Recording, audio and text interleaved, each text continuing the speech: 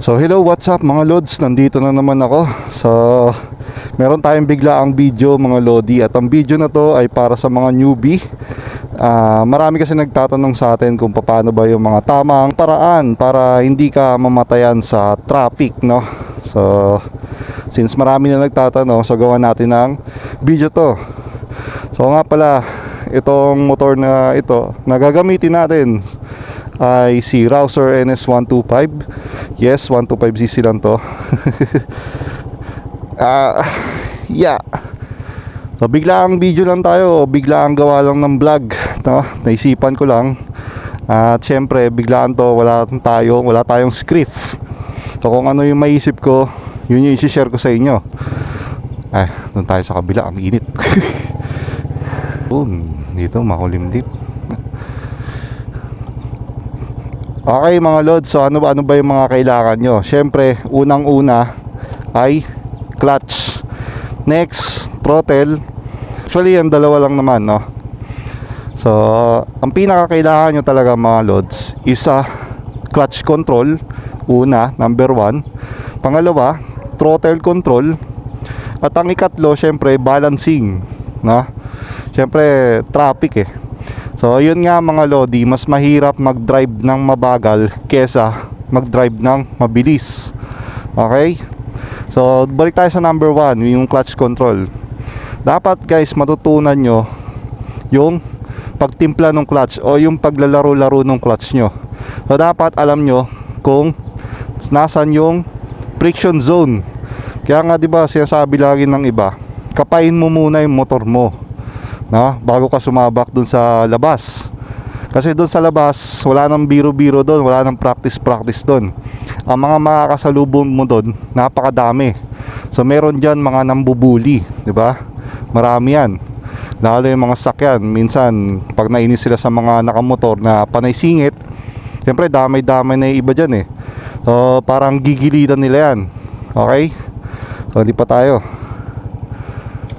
So lumipat muna ako mga lods kasi may magpa-park doon bande.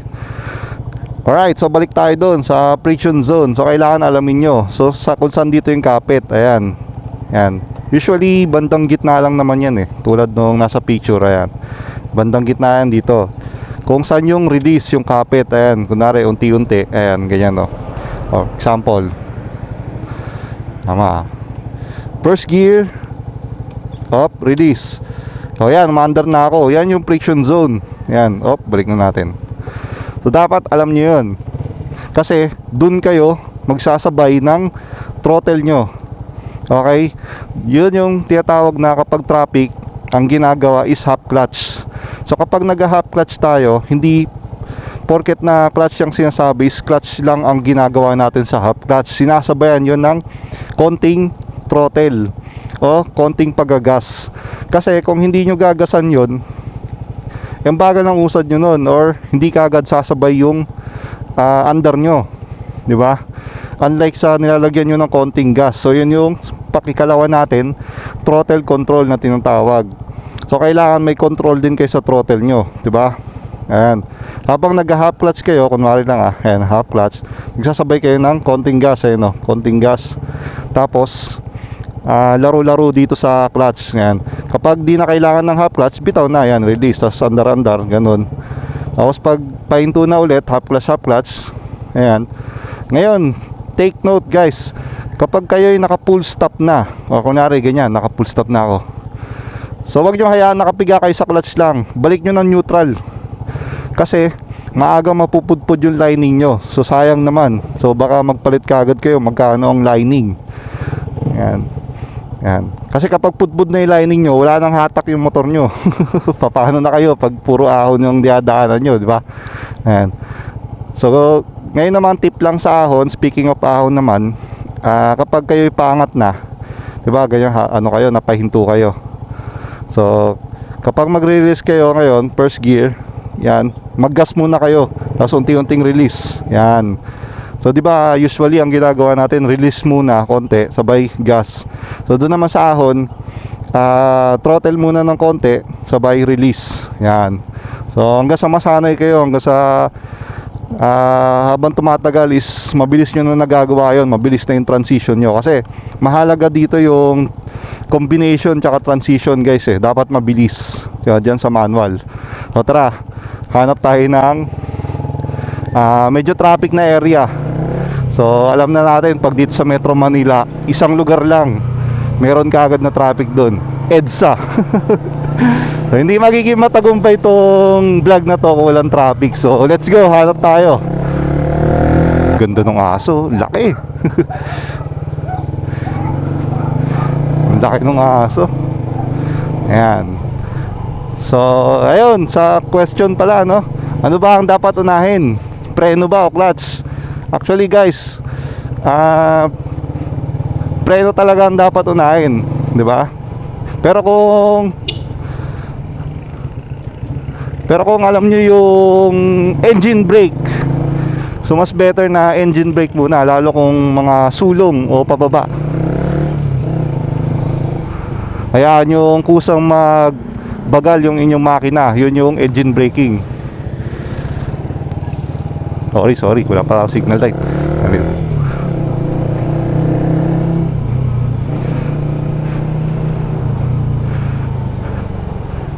Ito guys, kung mga ganitong takbuhan lang, so maglalaro lang kayo sa speed na 2, ganyan, or 3 kung kailangan. Ayan. Ganyang takbo lang, naglalaro lang tayo ng 2. Ang pinaka safe pag ganito is 2 talaga. O pag 1 kasi parang nabibigla ka dun. Ayan, ngayon hindi pa ako nagka-clutch ha. Brake, clutch, then full stop, balik neutral. Pag ganitong nasa stoplight talaga kayo, balik kayo neutral. Grabe init. So ayan, 2-2 lang ako, diba? Pag ganitong kabagal na ganitong traffic, okay na yung ganito, diba? Yan, engine brake, di ako nagpipreno. Engine brake lang kung saan bumabagal. Okay, goods. Let's go. Ayan, pababa, pasulong. So ito yung sinasabi ko kanina. So engine brake, kaya nyo na lang magbagal yung makina nyo, wala kayong gagawin, diba? Ayan o. Kung saan babagal yan, basta ilagay nyo sa tamang speed nyo. Ayan. Ayan o. Kung saan bumabagal, diba? Hindi ako nagpipreno. Pag kailangan ng preno, okay, release, go. Yan engine brake. So kapag preno na. Pag kailangan na magpreno, preno na. Tapos bago kayo pumiit ng clutch, then i-part nyo yung yung gear nyo dun sa bilis nyo. Tres na tayo. So, hindi ko na ituturo kung paano yung tamang shifting So gagawin natin ng bagong video yan. Alright. So sana kita sa camera yung mga kamay ko. Ayan, handle. Ayan. Ayan, preno. So hindi ako nagpipiit ng clutch Kaya yan ang sagot sa tanong ng iba. Ano ba ang mauuna, clutch o preno? Actually, engine brake muna bago preno, sabay clutch at pihit kung pagpo-full stop na. So tulad nito. Ayan. Engine brake. Engine brake lang. Pag kailangan na magpreno, ayan, preno na. Then lipat gear, first gear, then lipat na tayo ng neutral kung full stop. Alright, di ba? Ganun lang.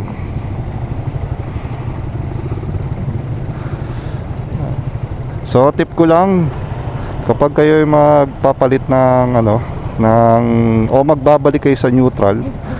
So may mga neutral poles kasi akala nyo nakalagay na sa neutral pero hindi pa pala. Ayan ito. Ayan sinasabi ko, half clutch Ayan, makita yung kamay. Ayan.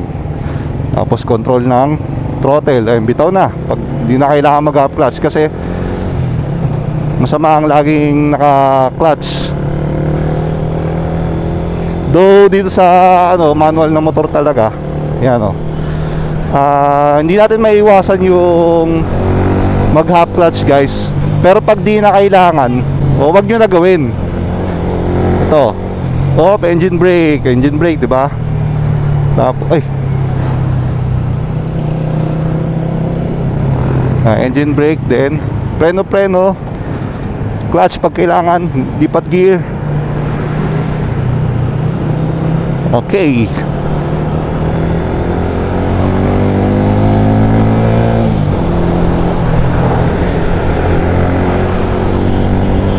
So, diba? Madali lang, guys.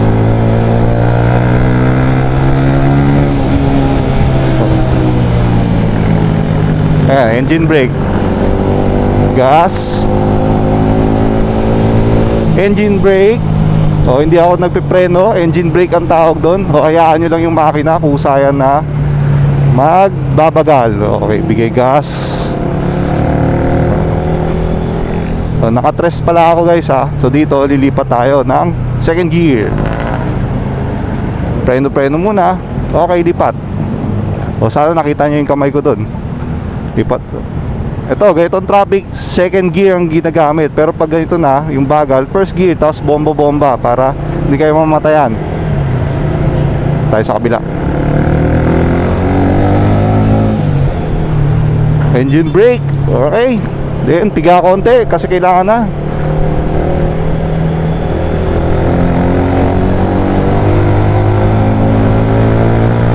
So, sana nagigets nyo, no? Lipat tayo dito. Okay. Oh, babagal, engine brake muna. Preno. Hindi na tayo lumipat kasi may mga paparating, approaching. Bigyan natin ng signal. Yan.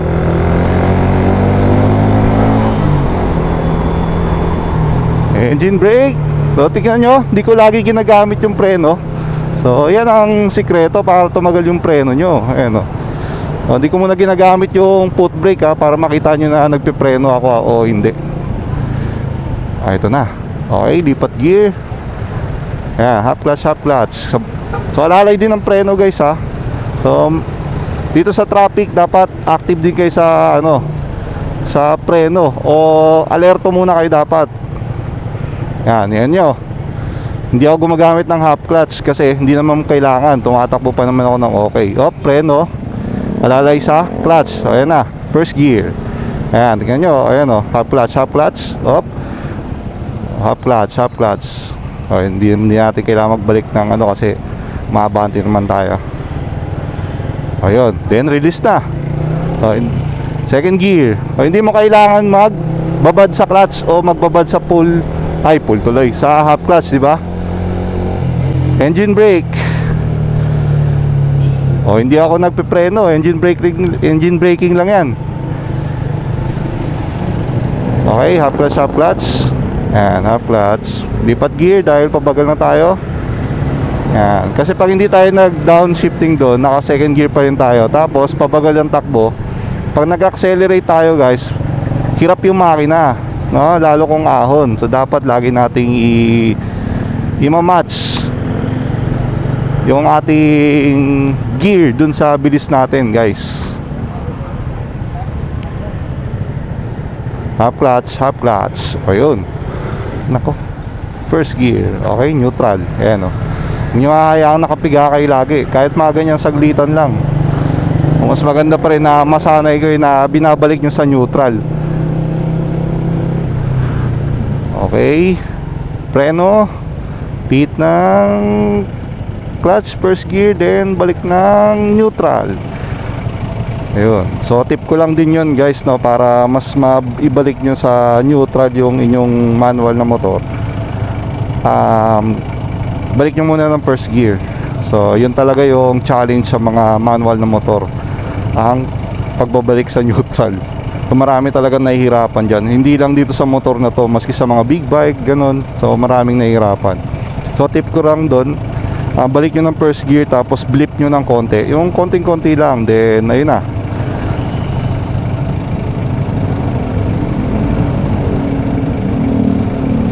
Uy, grabe init. Diyos ko po, kaya ayaw ko umalis ng ganitong oras. So mukhang wala tayong makikitang traffic.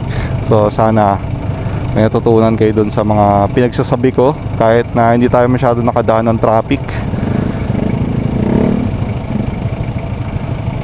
Ito, medyo konting paangat tong na to. Papapakita ko sa inyo na pagka clutch natin, gagas muna tayo bago tayo magre-release. So ididikit natin siya doon sa friction zone. Ayan na. Ayan o. Op, gas. Ayan o, diba? Uy, binugahan pa tayo ni Lodi. Diba? O, nakaahon ako ng mabilis at hindi ako umuurong, no? Op, engine brake. Engine brake lang, hindi ako nagpipreno, di ba? Kusang bumabagal. So yan yung practice nyo guys. Dapat alam nyo yung distansya nyo sa mga nasa unaang sasakyan. Na kapag umilaw na yung ano nila, yan o, umilaw, nag-red. Sabihin yan kasi, parang nagpipreno. Yan, kailangan mo na magbawas. So ako, alalay lang ako sa preno. Ang ginagawa ko lang, engine brake lang ako, ayan o, para di naman agad mapudpud yung aking mga ano, 'di ba? Brake pad. Ayan.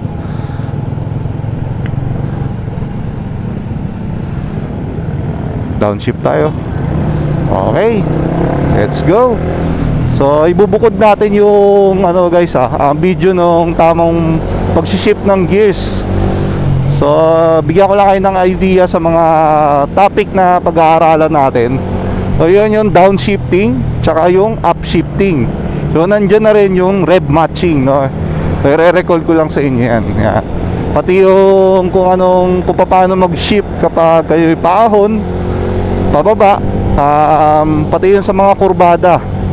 So pag-iisay natin yan dun sa next video natin. Alright guys, so dito na natin tatapusin tong video na to. Sana may nakakuha kayong idea. So, sana may natutunan kayo mga lods, no? Pasensya na wala tayo nadaan ng traffic. Gawa nung sabi ko bigla ang video lang to at ako ay papasok na sa work. So wala tayong script. So kung ano lang yung pumasok sa isipan natin, so yun yung i-share ko. Alright, maraming salamat mga lodi. At bye bye. Peace.